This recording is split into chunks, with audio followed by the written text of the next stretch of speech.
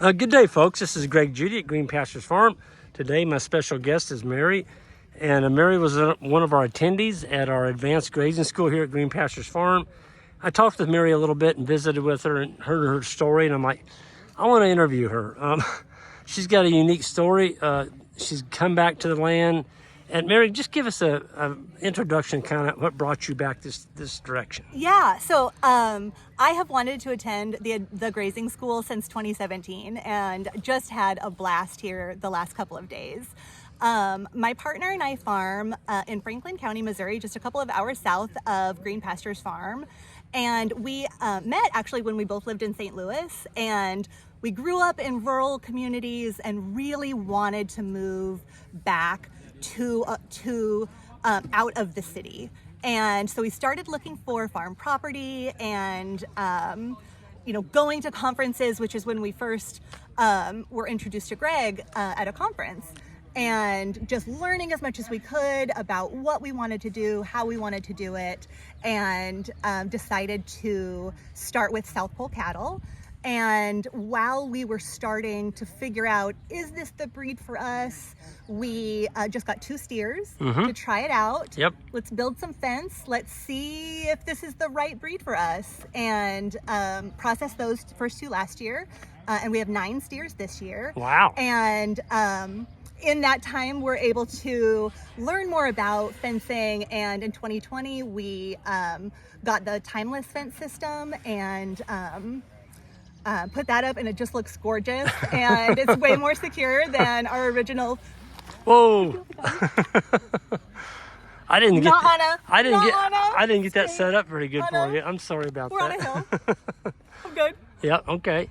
And so you got 9 this year. Yeah. So we have 9 steers, and we move them daily right now, and that is one of the things that I really got out of the grazing school this week is looking at the forage that Greg is leaving behind and realizing that we need to speed up our moves. And so get more energy and selection in them. Yeah. And so, it just looks like there's so much left.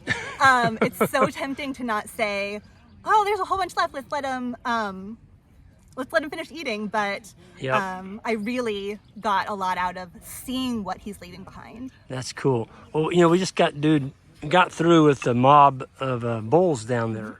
And I had a young lady come up to me after we moved them, and she's looking around the paddock where the bulls are at. And she's like, Greg, why did you move them out of here? I mean, it looked like there was a ton of forage. So much forage left. And I looked at it, I said, look at the forage, though. It's all been laid on, stepped on, walked through. It looked like you took a leaf rake through it. And so it had been fouled. And we put them in the new paddock. She goes, look at them, they're eating again. I'm like, yeah, it's fresh. Yeah. So, and you're doing steers, so I thought that was a unique way. A lot of people want to do cow, calf, which is fine if that's your goal, but you looked at it as like, wait a minute, what if we started out with steers? Right, and so my partner grew up on a cattle ranch, and so he was more comfortable around cattle, but I didn't. And, when you have cow-calf and you have a bull, that's so many more factors.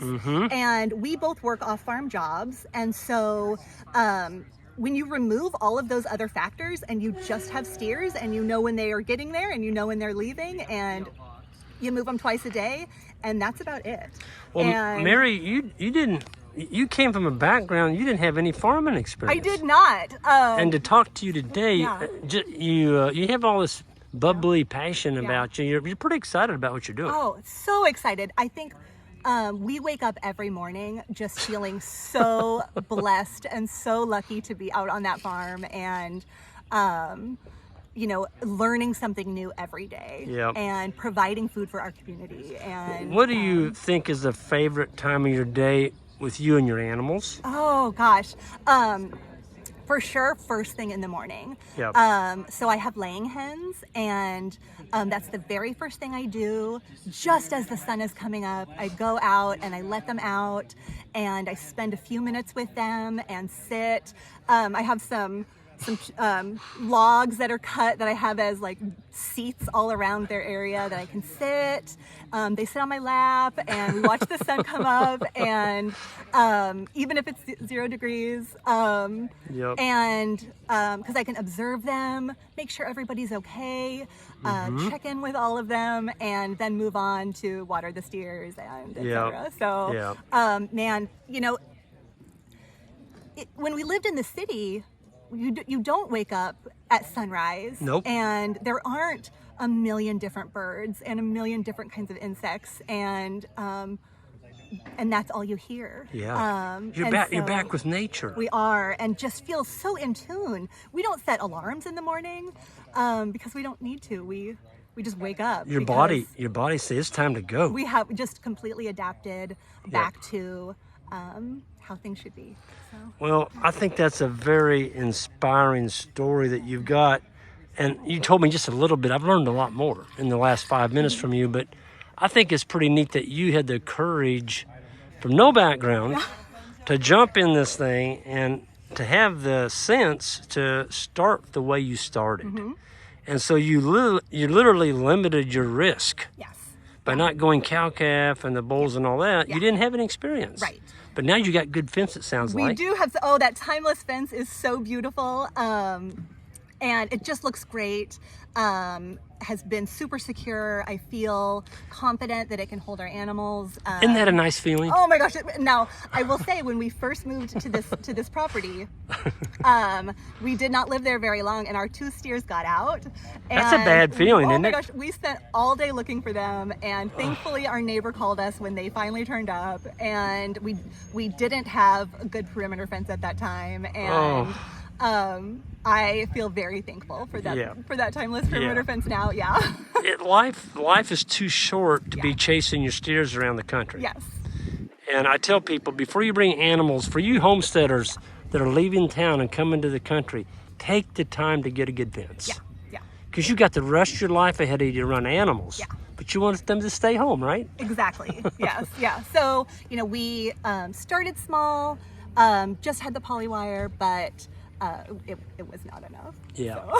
Well, I tell you what, it sounds to me like you and your better half are having a great time. We are. You've got a great lifestyle. Would you trade it for anything? Oh, no. And I actually, when we first moved there, I would say that's my Powerball house. That, like, if we won the Powerball, that's exactly where I would want to go. Really? And like I wouldn't want to go anywhere else. Like, and I like feel that every single day. That I feel like we won the lottery. Like how lucky are we that we're out here, and we feel super blessed. Well, folks, I feel blessed to have somebody like Mary come to our grazing school, and anybody that was on the fence about why I interviewed her, you're off the fence now. This lady has got passion. She's having fun. She's never regretted doing what she's doing, and you've got control of your food supply now too. Yes. And every morning you wake up and you're happy with what you're doing. That's good for your health, wouldn't you think? Oh, you know, when we lived in St. Louis, I used to have a lot of anxiety.